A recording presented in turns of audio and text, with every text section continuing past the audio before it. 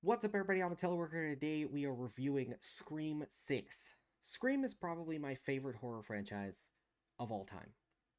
I am absolutely in love with this franchise. I love all of the movies. Yes, all of them, even Scream 3 and 4. Um, I think that there's definitely flaws about a lot of the sequels, for sure, and I'm fully willing to admit that, but I also will admit that I unapologetically love all of the movies regardless. I think, in my opinion, and I know this is going to be a hot take, I think that Scream, so far, including this movie, has now solidified itself as the only horror movie franchise to reach 6 movies without having at least one of them be unwatchably bad. I think that's a big deal. I think it's something that not a lot of people are talking about because the majority of slasher franchises really suck after like the second movie. And this is coming from somebody who likes slasher movies, and even I'll admit, like that the original Halloween franchise after the second movie really sucks. And Season of the Witch is kind of a standalone thing, so I'll give that one a break. That one is pretty cool.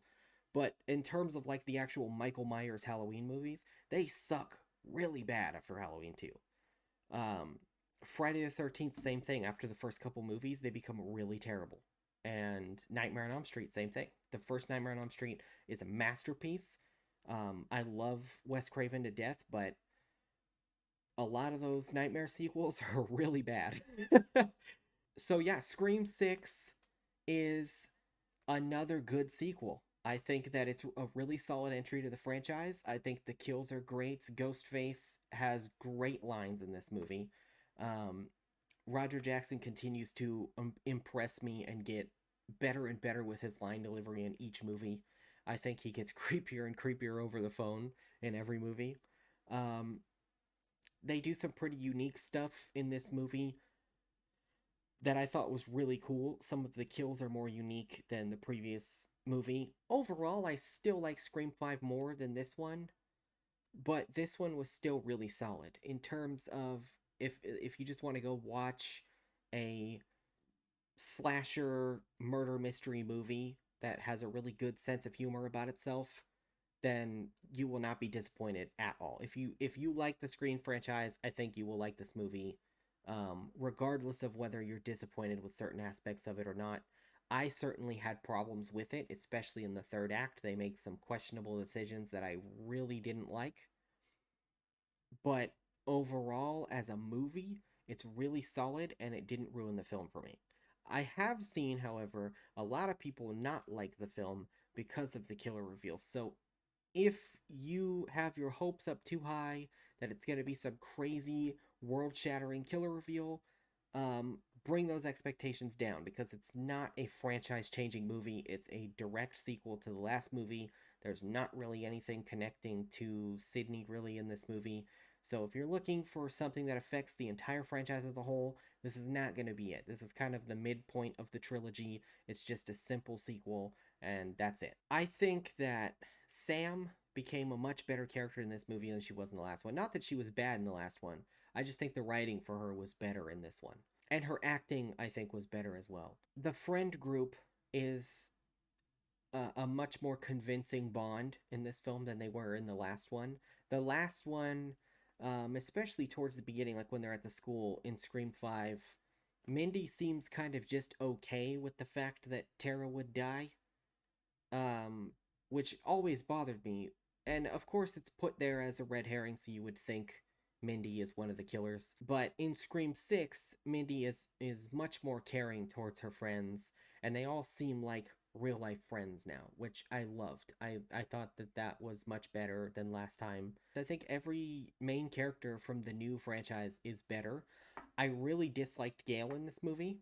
I think that she could have been cut out entirely and it wouldn't have changed the film at all. There is, an important scene that happens with her in it that is really cool, but the rest of the stuff with her in the movie feels really kind of forced in, like they had to make it work somehow. Her part in this movie feels really small and insignificant.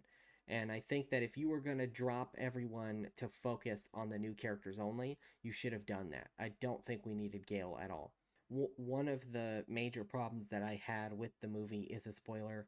So Without revealing who the killer is or anything, my biggest problem with the movie, aside from the killer reveal being kind of weak, was the movie openly brags about the fact that the franchise rules are changing and that this movie is going to have the guts to kill off anyone. Legacy characters, main characters, doesn't matter. Anybody can die now.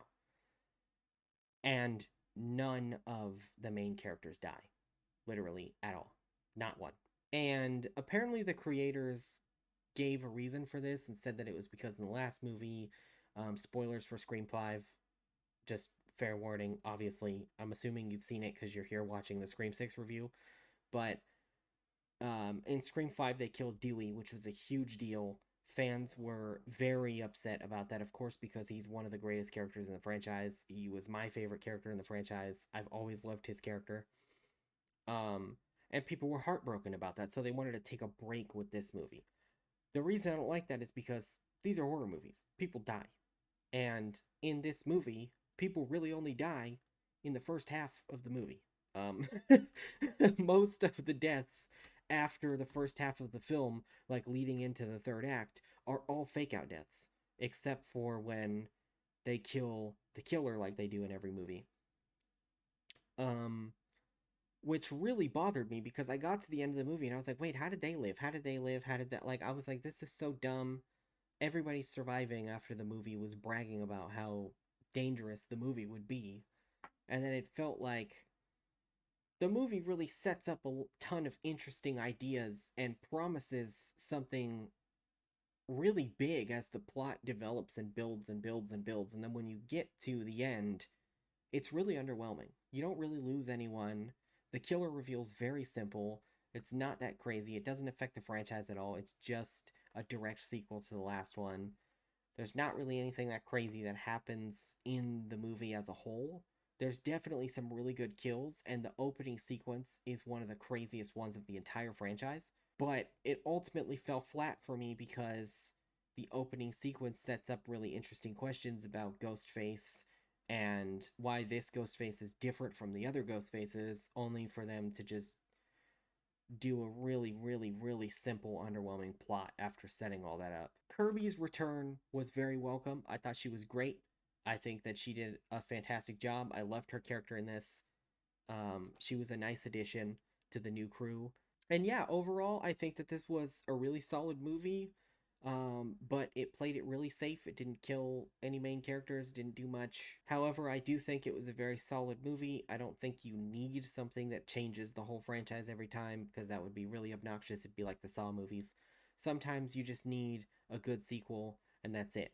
And that's why I don't hate this movie. I don't agree with some of the choices that they make, but they made a safe horror movie that was good, and I enjoyed it. I think that this movie is a solid 8 out of 10.